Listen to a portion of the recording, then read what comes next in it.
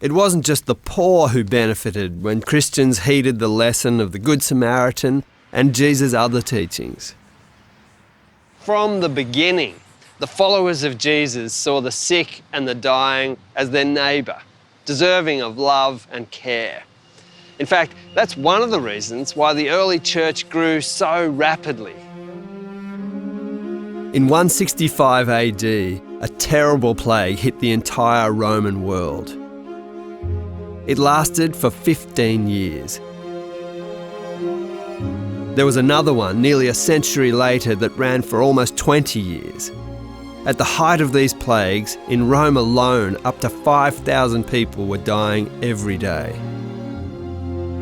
There's good evidence that during the plagues that ravaged the ancient world, Christians tended to stay in the cities, rich people fled, and looked after plague victims, and looked after one another as well. In other words, there was a practical demonstration of this love, which went hand in hand with the theoretical articulation of this love, which slowly and partially reformed the classical mind.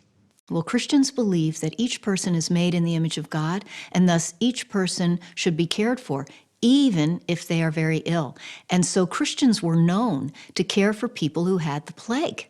And this shocked pagans who were really anxious to get out of the way of any kind of sickness. They just would flee a city or a town, and the Christians stayed. That made a real impact on the pagans who wondered, how could these Christians love, even at the cost, perhaps, of their own lives? The Christian response to illness wasn't just an emergency measure. In about 390, the first public hospital in Western Europe was founded in Rome by a woman called Fabiola.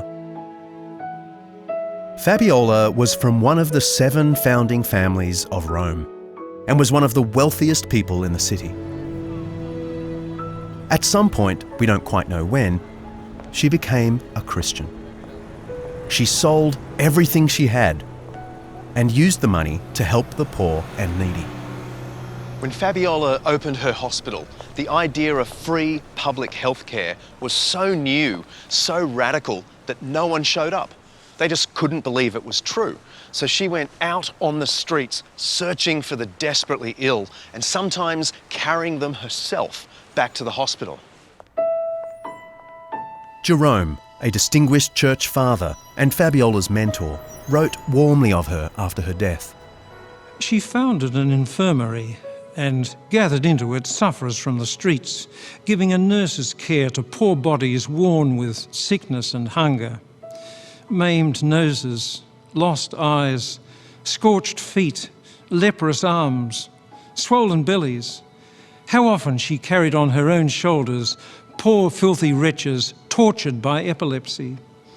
How often did she wash away the purulent matters from wounds which others could not even endure to look at. She gave food with her own hand, and even when a man was but a breathing corpse, she would moisten his lips with drops of water. Rome was not large enough for her kindness. It's said that at her funeral, all Rome turned out, and that the passion of the occasion exceeded Rome's military parades. For many centuries, Christians were about the only ones in the game. Monasteries and cathedrals were built with hospitals attached. And if you needed one, you'd be nursed by monks or nuns. Even today, when Western governments mostly take charge of healthcare for their citizens, the churches are still heavily involved in looking after the sick and the elderly. But not everyone has found such behaviour praiseworthy.